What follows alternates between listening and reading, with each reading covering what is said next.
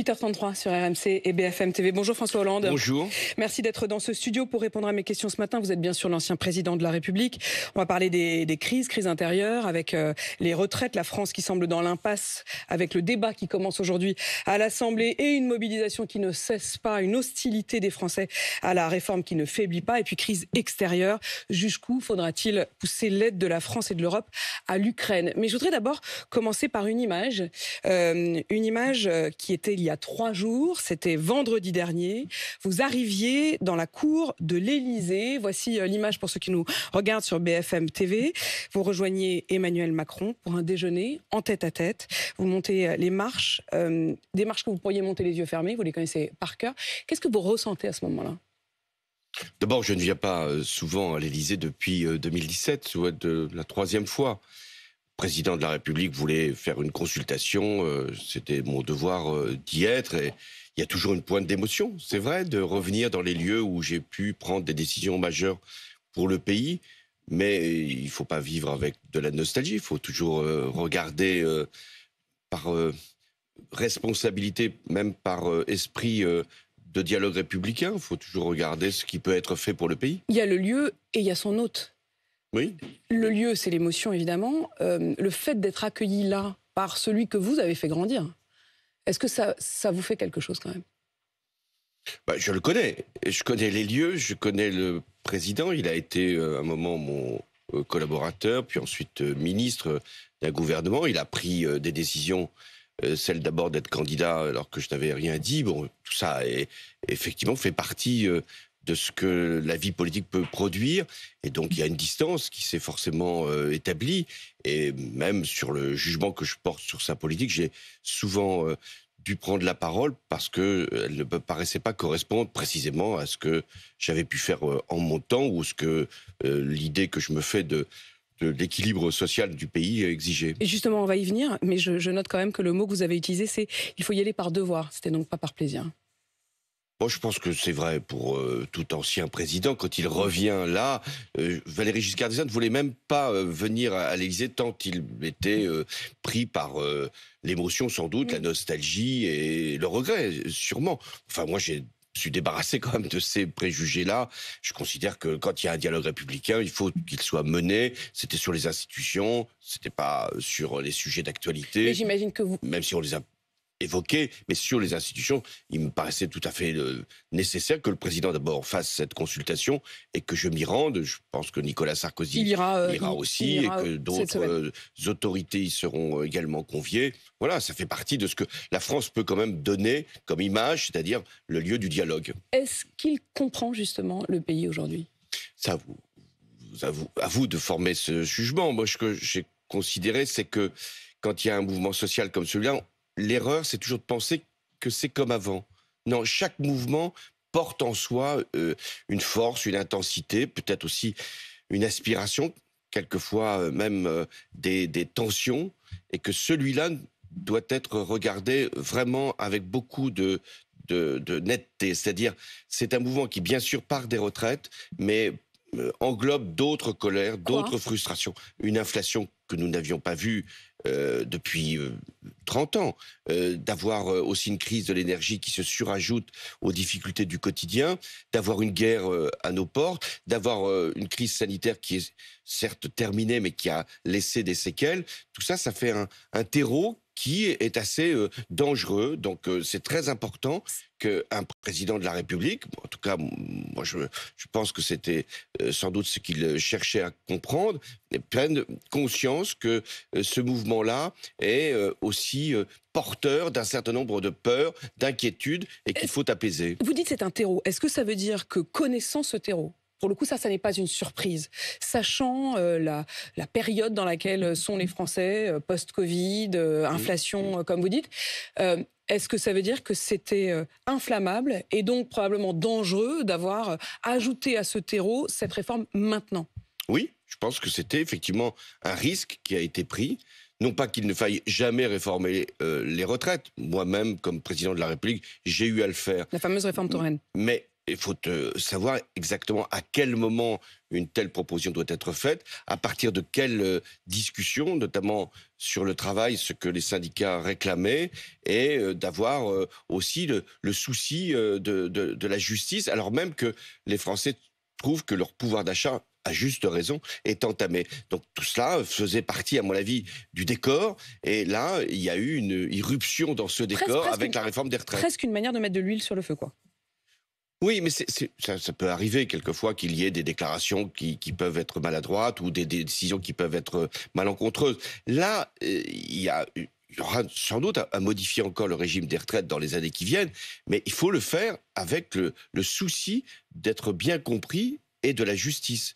Or là, il y a à la fois une incompréhension, pourquoi en ce moment, pourquoi de cette façon, et le sentiment qui n'est pas encore tout à fait écarté, de l'injustice. Comment on en sort de ce moment? Comment on en sort de ce moment où les journées de mobilisation se succèdent, où l'hostilité, on le voit dans les enquêtes d'opinion, l'hostilité à cette réforme ne fait que grandir. Comment on en sort? Bah d'abord, il y a des mobilisations qui vont se dérouler. Leur force va être un élément, justement, d'une solution possible. Et puis, il y a un débat parlementaire. Il s'ouvre cet après-midi. Donc, au gouvernement de faire des propositions dans le cadre du débat parlementaire. Et ensuite, après les mobilisations, j'imagine, je n'ai aucune information, mais j'imagine qu'il y aura de nouveau à rencontrer les organisations syndicales. En tout cas, si j'étais en cette situation, c'est ce que je ferais. Mais les organisations syndicales, et elles sont régulièrement à ce micro, par la voix de Laurent Berger, par la voix de Philippe Martinez, disent que la négociation, en réalité, n'a jamais vraiment eu lieu. Bah, s'il n'a pas eu lieu, elle doit trouver sa place maintenant. Il n'est jamais trop tard pour une négociation. On sait bien que le point fort pour les syndicats, c'est le fait qu'il n'y ait pas de report de l'âge de la retraite de 62 à 64 ans. Donc on sait que c'est un point très dur. Donc peut-être qu'il faut reprendre une discussion, comme le propose Laurent Berger aujourd'hui, autour de la notion de travail. C'est-à-dire, à partir d'une grande discussion sur le travail, de voir à ce moment-là quelles sont les possibilités. Laurent Berger et la CFDT qui avait soutenu, pour le coup, votre réforme, la réforme Touraine, qui est accélérée aujourd'hui par la réforme actuelle. Laurent Berger, qui s'est senti visé par ce qu'il a vécu comme une injure, dire qu'il était irresponsable par la voix d'Emmanuel Macron. C'était une erreur? Je pense que l'erreur, c'est d'avoir considéré que c'était au niveau du Parlement que les ajustements devaient être faits et pas au niveau de la négociation sociale avec les organisations. Ça, c'est l'erreur, j'allais dire, de méthode. Négocier davantage avec LR qu'avec la CFDT, en gros. Donc aujourd'hui, faute d'avoir été jusqu'au bout avec les organisations syndicales, et notamment avec la CFDT, le gouvernement était obligé d'aller voir une opposition, qui n'est pas une opposition d'ailleurs très farouche, celle des LR, pour céder, et encore ces derniers jours, concéder donc une disposition qui normalement aurait dû l'être si elle avait été proposée aux organisations syndicales. Bon. Donc ils se sont trompés de partenaire, en fait. Il y a eu cette volonté d'être d'abord dans une discussion avec les LR plutôt qu'avec les organisations syndicales. Aujourd'hui, c'est pas les LR qui mobilisent 1 million, 2 millions de personnes. C'est d'abord les organisations syndicales. Donc je crois que c'était cette erreur de ne pas avoir donné toute sa place au dialogue social pour ensuite le gouvernement être confronté à maintenant des amendements parlementaires qui vont peut-être lui coûter cher sans qu'il y ait pour autant d'apaisement dans la rue, parce que ce sont les organisations syndicales qui sont motrices. C'est pas M. Ciotti qui conduit les manifestations. La question ensuite, c'est celle aussi de la légitimité. C'est régulièrement les opposants à Emmanuel Macron disent oui, certes, vous aviez dit que vous feriez cette réforme, mais vous avez été élu pour faire barrage à Marine Le Pen et non pas sur votre programme. C'est aussi ce que dit Ségolène Royal, votre ancienne ministre, dans le journal du dimanche hier. Je la cite: espérons qu'il saura, elle parle d'Emmanuel Macron, qu'il saura sans tarder entendre le peuple français, qu'il l'a élu pour faire barrage à l'extrême droite, parce que le chaos actuel, dit-elle, est un tapis rouge pour cette extrême droite. Est-ce que c'est aussi ce que vous imaginez? Une responsabilité, y compris à long terme, dans l'accès du Front National, du Rassemblement National à l'Élysée? Il y a deux choses. La première, c'est que Emmanuel Macron a été élu président de la République. Donc, que beaucoup ont souhaité ne pas, justement, permettre à Marine Le Pen d'accéder à l'Élysée, sûrement, mais il se trouve que c'est Emmanuel Macron, qui est le président de la République. Il a donc... C'est important de l'entendre aussi de votre bouche. Bien On sûr. imagine que pour vous, ce n'est pas forcément un plaisir. C'est une reconnaissance absolue. Il n'y a absolument pas à tergiverser là-dessus. La légitimité totale du président. Mais moi-même, en tant que citoyen, j'ai voté Emmanuel Macron, bien sûr, pour faire barrage à Marine Le Pen, sans pourtant adhérer à son programme. Il n'empêche, il est le président de la République, il a une majorité relative, il a le droit de proposer des solutions pour le pays. Mais il y a aussi une réaction du corps social qui n'accepte pas que des mesures soient proposées pour être injustes. La deuxième chose, c'est que il y a de la part d'Emmanuel Macron à comprendre les difficultés que cette réforme suscite dans le pays. Et ça, c'est son devoir d'écouter et de trouver des solutions. On va parler de l'Ukraine dans un instant, mais je voudrais aussi qu'on parle de l'inflation et d'une des causes de l'inflation. Vous l'avez dit vous-même, c'est une des difficultés que traverse le peuple français aujourd'hui, la hausse des prix. Elle est notamment motivée par la hausse des prix de l'énergie. Et il y a cette commission d'enquête qui a été ouverte par les assemblées qui vise à établir, je cite, les raisons de la perte de souveraineté et d'indépendance énergétique de la France. L'objectif, c'est de cerner les responsabilités politiques dans la perte d'indépendance. Vous êtes celui qui avait décidé d'abaisser le plafond de la part du nucléaire dans notre mix énergétique. Et il semble, en tout cas c'est ce que dit votre ancien Premier ministre, Manuel Valls, qui était interrogé par cette enquête parlementaire la semaine dernière, que vous l'ayez fait sans véritablement mesurer les conséquences. Non, Manuel Valls n'a pas dit des choses ainsi. Je le cite, les 50%, et c'est là où je dois être franc, je crois, dit-il, n'était le résultat d'aucune étude d'impact ou analyse de besoin. C'était pas une étude d'impact. J'étais candidat à la présidence de la République. Venait d'arriver la catastrophe de Fukushima. Les Allemands avaient décidé par Madame Merkel d'arrêter le nucléaire. Les Italiens, exactement la même décision. Et les Belges aussi. Il m'apparaissait donc nécessaire, pour essayer de convaincre les Français qu'il fallait poursuivre le nucléaire, que nous fixions un plafond pour la production de nucléaire d'électricité. Donc, ce 50% était une perspective. Il n'entraînait d'ailleurs aucune fermeture de centrale. La fermeture de centrale de Fessenheim devant être compensée par l'ouverture de Flamanville. Ce qui n'a jamais vu le jour. Ce qui n'a toujours Flamanville, le PR, qui a été lancé en 2005-2006, n'est toujours pas ouvert aujourd'hui, ce qui est quand même un sujet pour le nucléaire. Mais est-ce que la décision n'était pas plus politique qu'efficace ? Mais elle était politique et elle n'avait pas de conséquences. Je dirais même dogmatique. Non, elle était politique au sens où il fallait rassembler les Français, les rassurer sur ce que devait être la place du nucléaire. Et il fallait aussi que nous évitions de fermer des centrales qui auraient pu être tout à fait utiles. Je fais observer que durant mon quinquennat, la production d'électricité par le nucléaire a été stabilisée et restée à un niveau 400 TWh. Donc il n'y a eu aucune baisse de production d'électricité d'origine nucléaire durant mon quinquennat. Vous aviez quand même laissé au suivant le fait de baisser, puisque vous aviez décidé de la fermeture de Fessenheim, mais vous ne l'avez pas fait vous-même. La fermeture de Fessenheim devant être compensée par l'ouverture de Flamanville. Tant que Fessenheim a pu travailler pendant que Flamanville était en construction, nous avons maintenu Fessenheim. Vous auriez considéré, et donc là peut-être c'est une erreur de votre successeur, vous auriez considéré que tant que Flamanville n'était pas effectif, il ne fallait pas fermer Fessenheim. Oui, mais le problème, je ne veux pas ici défendre mon successeur par rapport à cette décision. C'est vrai que là, il a été beaucoup plus loin que je t'avais été, puisqu'ils avaient annoncé des fermetures de centrales.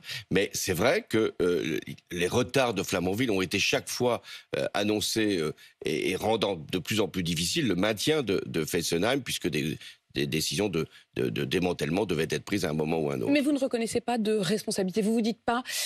Quand même aujourd'hui les conséquences. Quelles conséquences ? Quand même d'avoir vilipendé le nucléaire, d'avoir pointé du doigt le nucléaire, qui aujourd'hui à nouveau est en odeur de sainteté. Mais je n'ai jamais vilipendé. Vous m'avez jamais entendu parler de mise en cause du nucléaire. J'ai dit tout simplement qu'il fallait du mix énergétique, du renouvelable, du nucléaire, de l'électricité. Mais la fermeture de Fessenheim, c'était... Fessenheim, c'est deux... Non, mais c'était une manière de dire le nucléaire, c'est pas bien. Non, c'était une manière de dire on va... un moment pour les vieilles centrales devoir les fermer. Et on va devoir faire monter davantage de renouvelables et porter de nouveaux réacteurs comme l'EPR. Il se trouve que l'EPR a eu toutes les difficultés que l'on sait. Et ça, ce n'est pas une responsabilité politique, c'est une responsabilité, hélas, technique. C'est-à-dire que depuis très longtemps, on ne fabriquait plus de centrales nucléaires. Est-ce qu'il n'y a pas une forme de méthode Coué, c'est-à-dire de se dire on va parler de la fermeture du nucléaire, on va parler du développement de l'électrique, en se disant ça finira par se faire. Non, et ça ne se fait pas. Qu'est-ce qui ne se fait pas? Le développement du nucléaire, finalement, en tout cas, à ce moment-là, ne s'est pas fait. Mais c'est pas vrai. Le développement du nucléaire, il était fait par le père de Flamanville, mais il avait beaucoup de difficultés. Et c'était des décisions qui avaient été prises avant moi, qui se poursuivent aujourd'hui, puisque le père de Flamanville n'est toujours pas ouvert. Mais quelle était ma responsabilité? Je pense qu'elle a été bien prise. C'était de dire aux Français, nous devons faire monter du renouvelable. Nous sommes très en retard par rapport à nos voisins. Nous devons garder ce qui fait notre force, le nucléaire, tout en le modernisant.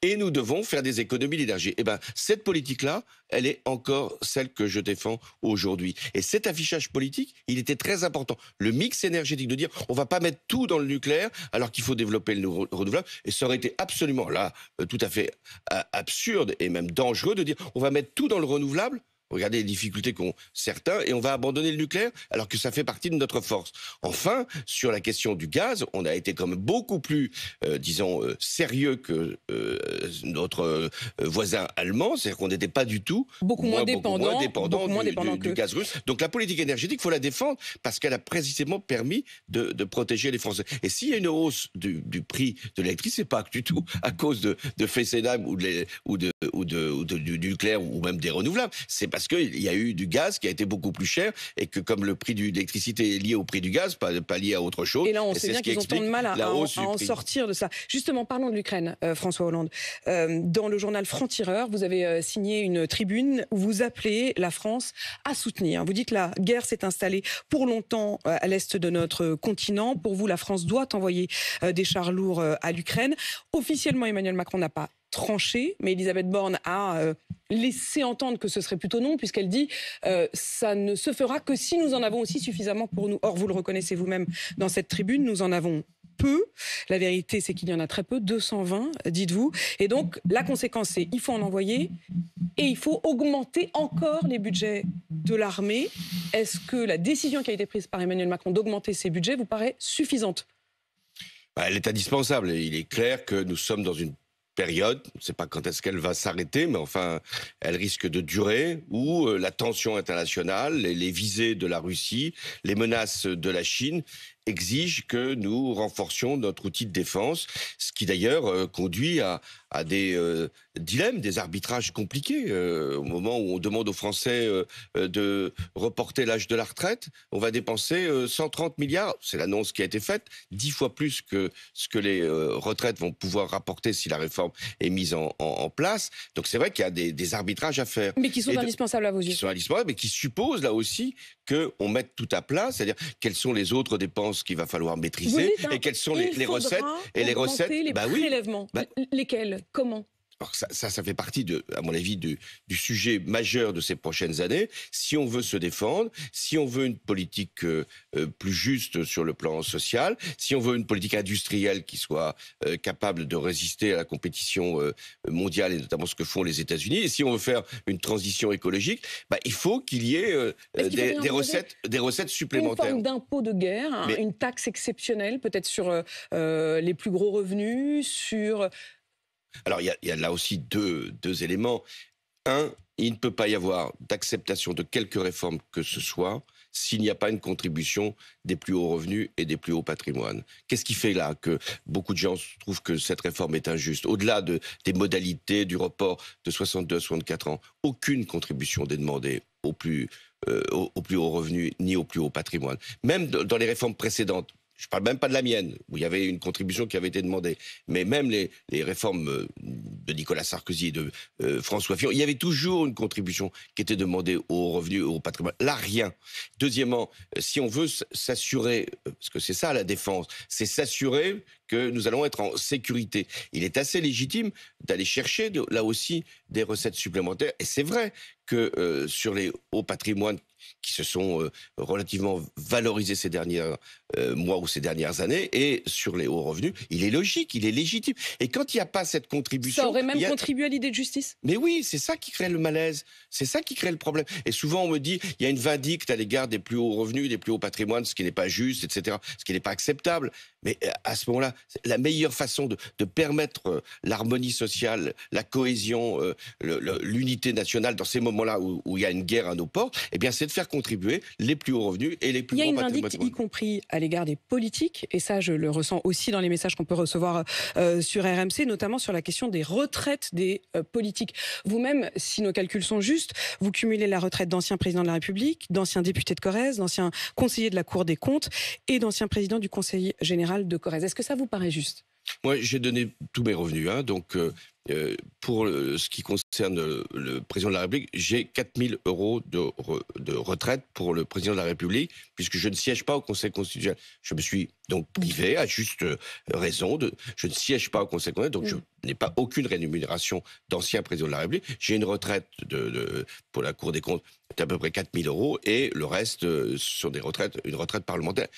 Ce qui fait que j'ai des revenus de 11 à 12 000 €. Donc j'ai tout mis sur la table pour que chacun comprenne bien la situation. Est-ce qu'il faut encore réformer cette question-là, ou est-ce que ça vous paraît là, ça y est, Je pense que pour les anciens présidents de la République, 4 000 € me paraît de l'ordre de ce qui est bien moins que ce qui se passe à l'étranger. Et donc, mettons, la transparence, c'est la condition qui permet de faire comprendre ce qui se passe dans notre pays. François Hollande, ancien président de la République. Merci d'être venu à mon micro ce matin. Il est 8h53 sur RMC BFM TV.